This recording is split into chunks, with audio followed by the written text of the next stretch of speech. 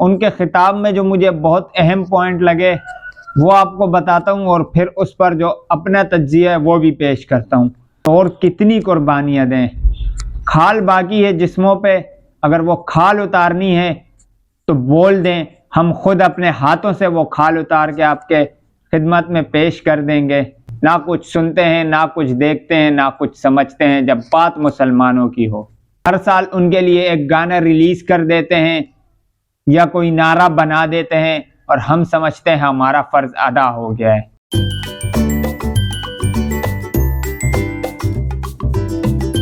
بسم اللہ الرحمن الرحیم۔ السلام علیکم ناظرین، ہمارے یوٹیوب چینل آؤ سوچیں ذرا میں آپ کو خوش آمدید۔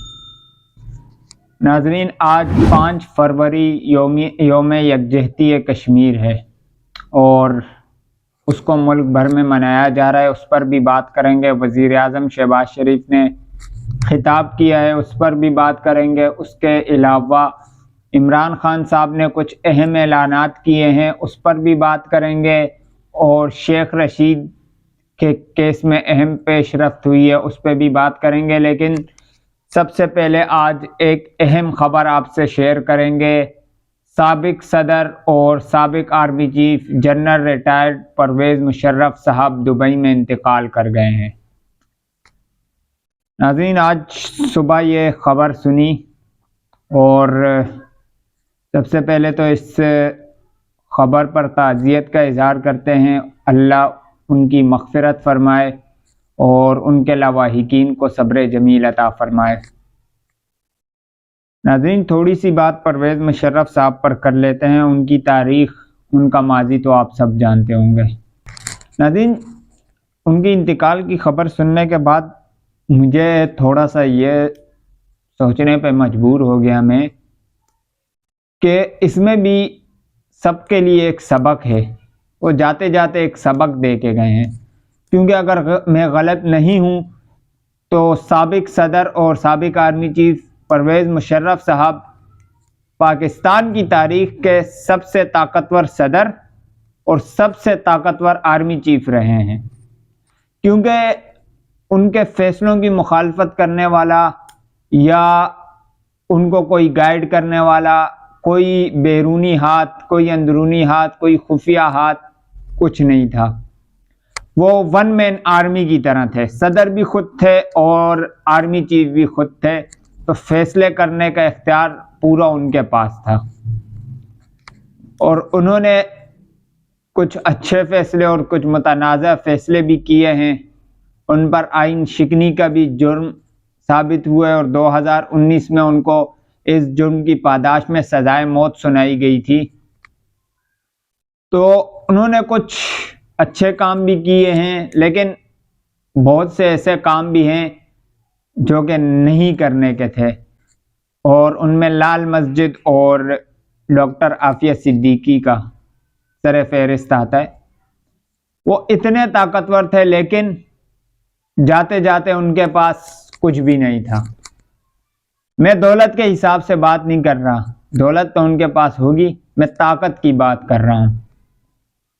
اللہ نے ایسی بیماری میں مبتلا کر دیا تھا کہ وہ بستر سے ہل بھی نہیں پاتے تھے اپنی مرضی سے۔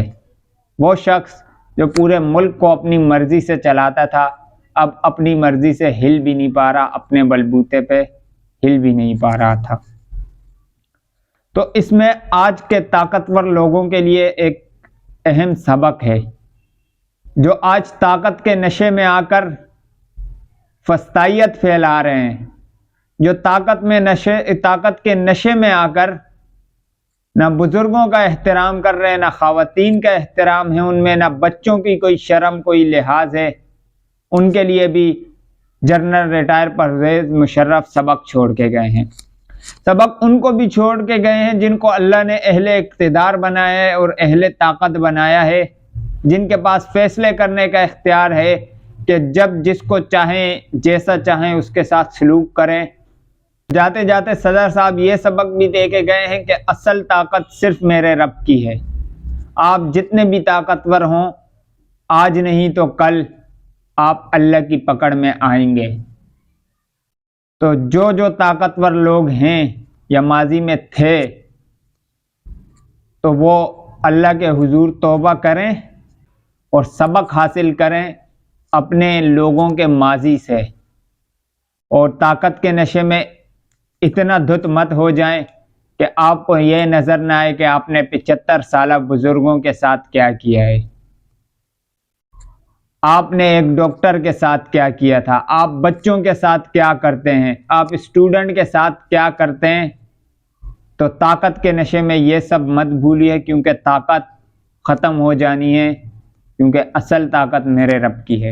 اور ناظرین، اس کے بعد بات کرتے ہیں یوم یکجہتی کشمیر کی۔ ناظرین، کشمیر کے ساتھ ہم یکجہتی کرتے ہیں۔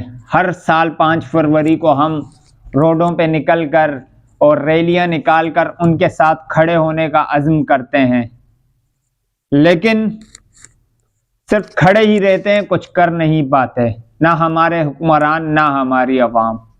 ہم صرف کھڑا ہونے کا نعرہ لگاتے ہیں بس، کیونکہ 75 سال ہو گئے پاکستان کو آزاد ہوئے، لیکن کشمیر آج تک آزادی کی جدوجہد کر رہا ہے، لاکھوں لوگوں کی قربانیاں دے چکا ہے، لیکن آزادی نہیں ملی ان کو۔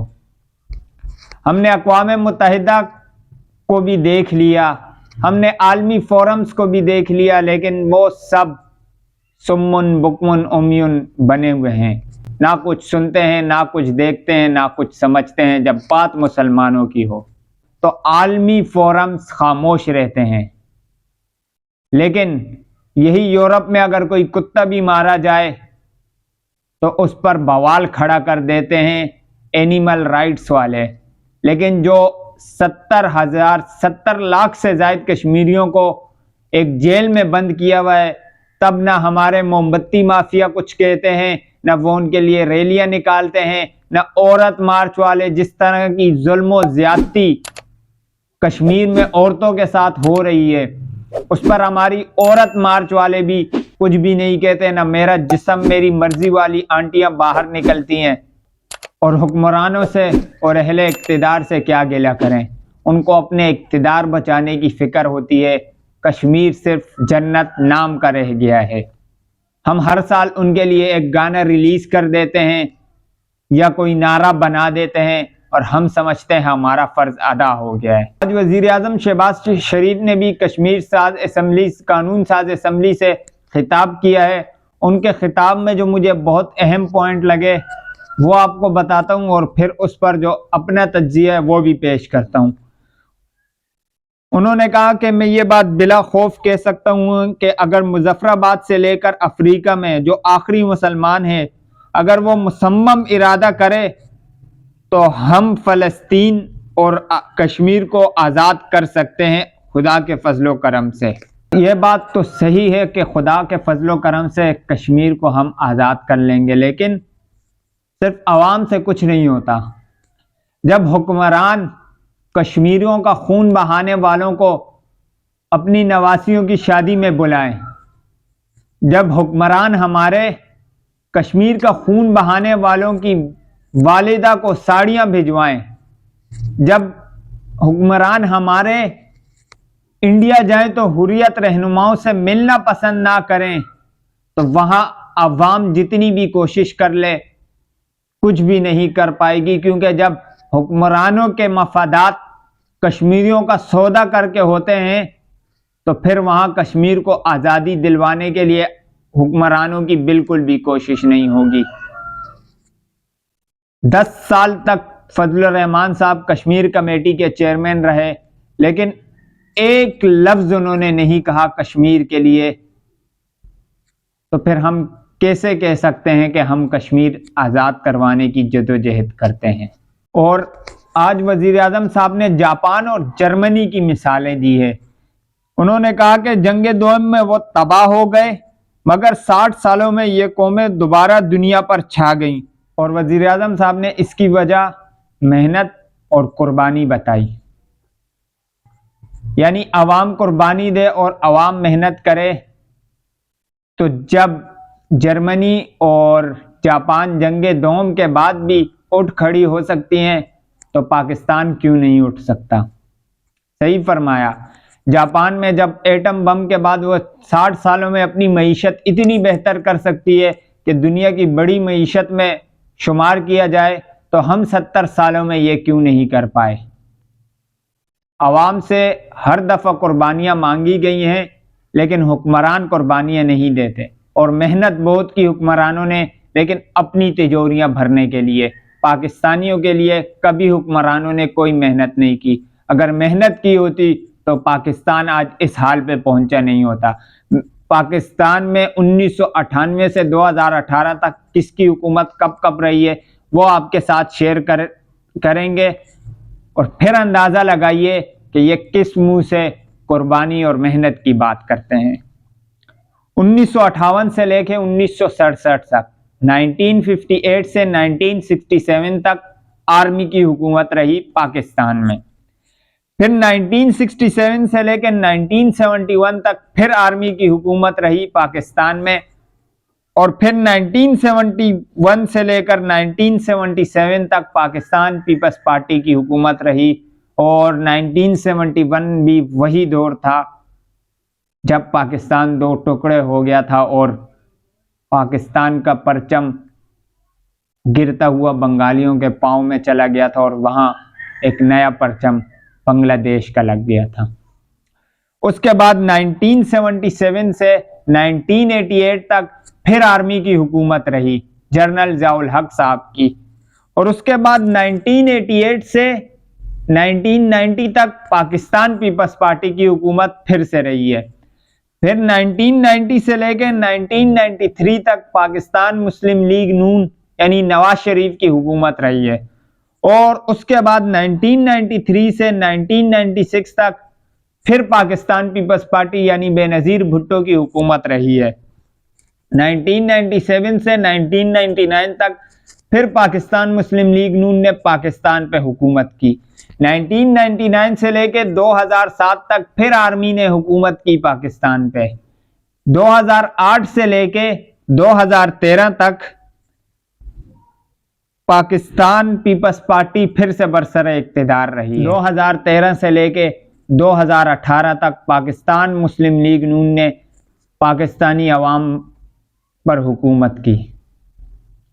اتنا عرصہ پاکستانیوں پہ حکومت کی، لیکن پاکستان آج 1947 سے بھی پیچھے چلا گیا ہے۔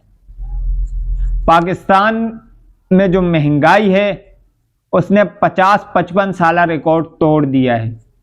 اتنی مہنگائی جب ایٹم بم کا دھماکہ کیا تھا ہم نے تب بھی نہیں ہوئی تھی، اس قدر معیشت نہیں گری تھی جتنی اب گری ہے۔ لیکن وزیر اعظم صاحب ابھی بھی قربانیاں مانگتے ہیں، اور کتنی قربانی دے پاکستانی عوام، لیکن وزیر اعظم صاحب ابھی بھی قربانیاں مانگتے ہیں، اور کتنی قربانی دے پاکستانی عوام۔ چیز پہ ہم ٹیکس دے رہے ہیں، ڈبل ٹیکس دیتے ہیں، 250 روپے لیٹر پیٹرول کر چکے ہو، آٹا غریب کی پہنچ سے دور ہو گیا ہے، گھی غریب کھا نہیں سکتا ہے، تیل غریب سونگھ نہیں سکتا ہے، چینی 100 روپے کلو تک پہنچا دی ہے، تو اور کتنی قربانیاں دیں۔ کھال باقی ہے جسموں پہ، اگر وہ کھال اتارنی ہے تو بول دیں، ہم خود اپنے ہاتھوں سے وہ کھال اتار کے آپ کے خدمت میں پیش کر دیں گے۔ کپڑے بیچ کے آٹا سستا کرنے کی بات آپ نے کی تھی، لیکن ننگا پوری پاکستانی قوم کو کر دیا ہے آپ نے، اور ابھی بھی آپ قربانیاں مانگ رہے ہیں۔ کل شیخ رشید کی 2 روزہ جسمانی ریمانڈ کے بعد عدالت میں پیشی ہوئی، اور جس قدر ناروا سلوک ان کے ساتھ کیا گیا اس کی مثال تاریخ میں نہیں ملتی۔ تو شیخ رشید کے ساتھ جو سلوک کیا گیا، جس طرح تضحیک کر کے لے کے آئے، دھکے دیے گئے ان کو، ایک 73 سالہ بزرگ ہیں وہ، پہلے ایک 75 سالہ بزرگ اعظم سواتی کے ساتھ انسانیت سے گری ہوئی حرکتیں کی گئیں، اور اب شیخ رشید کے ساتھ وہی۔ آخر میں عمران خان صاحب نے جیل بھرو تحریک کا اعلان کر دیا ہے، اور عمران خان صاحب نے ایک ماسٹر اسٹروک یہ بھی کھیلا ہے کہ ضمنی الیکشن کے 31 حلقوں میں خود حصہ لینے سے منع کر دیا ہے۔ ایک سیاسی چال ہے، اور اس کا کیا فائدہ ہوگا اس کے بارے میں ہم اگلی ویڈیو میں بات کرتے ہیں۔ تب تک کے لیے اللہ حافظ، اور ہمارے چینل کو سبسکرائب کیجیے اور ویڈیو کو لائک کیجیے۔ شکریہ۔